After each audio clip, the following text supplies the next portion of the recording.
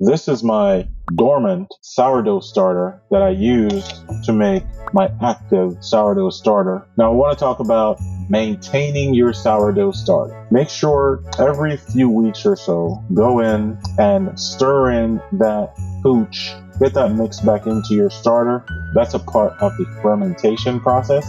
You don't want to have it sit out there for too long. Your sourdough starter can be stored in the refrigerator once you have made a very strong starter that you know you can now start to make loaves from. If you want to know how to make your own sourdough starter from scratch, just comment how down below and I'll make sure I send you my sourdough starter guide straight from my website. I want to use 200 grams of very active starter. Now you don't have to necessarily feed your starter every single time that you remove from. I like to go into my main starter, feed it a 1:1:1 ratio with flour and water, and after that, when it gets down to less than 200 grams of my starter, that's when I'll feed it again.